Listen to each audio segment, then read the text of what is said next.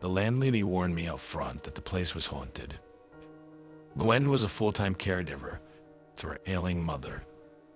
She needed the steady income of a rent check, and she didn't have time to keep finding more tenants because someone got scared and moved out in the middle of the night. She'd already slashed the rates. Some place was a steal. But based on the furniture and the souring dishes in the sink, the last tenant had still up and left without notice. My story about Ace, my childhood dog, who used to snuggle in my blankets at night even after he died of old age, was met with a kind but dismissive smile from Gwen.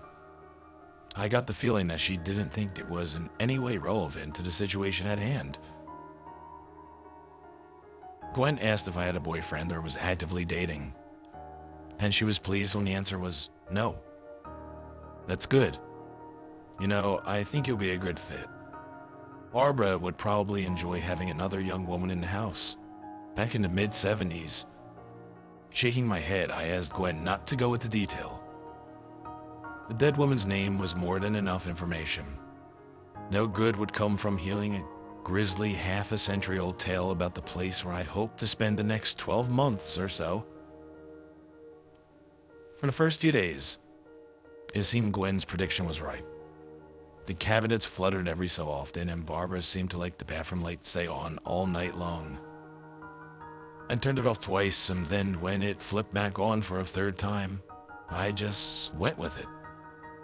With the money she was saving me in rent, it was only fair that she got some say in things. Sometimes, before leaving the house, I'd have my smart speaker stream 70s music, sort of like my family used to leave the TV on for Ace. But on Saturday night, everything took a turn.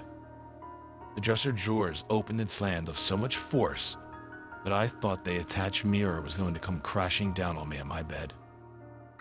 My frantic scramble toward the safety of anywhere besides this cursed room ended when my face collided with something solid, sending me flailing backward. A shriek followed, overtaking the ringing in my ears. Then it all stopped as abruptly as it started. As soon as I'd found the strength and courage to move, I bolted out of there and into the bathroom to check my face. As I stood in the bathroom holding a handful of tissue against my split lip, something gently pressed the spot between my shoulders, moving in a circular motion. Nope. 15 minutes later, I was in the all-night department store, heels of my feet hanging out the backs of my sneakers, no coat to guard against the air conditioning, still clutching the bloody wad of toilet paper.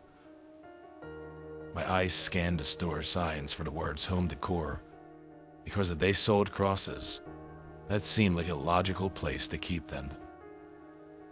Jerk and meat? A voice that was way too loud and cheerful for this hour asked. What the fuck was happening tonight? I looked up and glared at the man who'd stopped his cart next to mine, in front of me. He was apologetic. Sorry, was just making a joke because of all the salt you're buying. It's an ingredient in jerky, you know. And it looks like you had a rough night. Are you okay, honey? Earlier, I visited the spice aisle and grabbed a jar of sage and a few boxes of salt, kosher, sea, and Himalayan pink. Look, I didn't know what kind you were supposed to use to protect against a ghost, or if that was even a thing that worked. My source was Supernatural, the TV show. My phone was in the bedroom I was too scared to return to, so no research was conducted. Jerk and meat received a smile, reuniting the sting in my split lip, and a nod. Never be afraid to ask for help, or offer it. That's my motto in life, J.M. exclaimed. As I maneuvered my cart into another aisle, during my hunt for matches to light the sage, I noticed him heading toward the self-checkout lanes. Good. After returning to the house, I curled up on the couch. Barbara would probably enjoy the fact that the light in the living room was going to be on all night, too. The search for a cross had been unsuccessful, and with my luck tonight, burning sage would probably set the house on fire. So I made do with the salt, pouring thick lines of it in the archway and around the couch. Sleep wasn't in the cards tonight, I spent about 20 minutes just staring at the ceiling when the front door rattled a bit and squeaked open.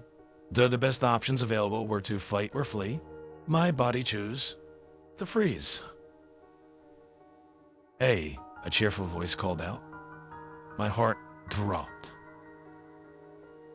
It was that weird guy from the store, and I was laying here, shielded only by a throw blanket, unable to do a thing to protect myself. I heard a click as the lights spilling into the hallway dimmed. The footsteps stopped, several feet short of the living room, and the sound of heavy boots on the thin carpet was replaced by that of knuckles against wood. "Sweetheart, I know you're in here. I saw the door close. Be a good girl and open up." Another clicking sound. "There you go," I heard him say as he stepped onto the bathroom tile. "Hey, where are you?" His voice shifted from cloyingly paternal to confused to an echoey yelp. My legs started working again sometime after the shower turned on. I didn't want to know what was causing that desperate sloshing sound. My plan was to keep walking straight out of the house, but when I reached the open bathroom, something compelled me to look inside. Something had JM hoisted in the air above the bathtub. One of his now engorged hands flailed, making a slapping sound against the wall. The other was engaged in a battle against the showerhead that had been wedged into his mouth. A rivulet of light, red water poured from a tear in his cheek. His skin continued to stretch, turning shiny and translucent, not unlike a water balloon. I pulled the shower curtain shut and stepped away.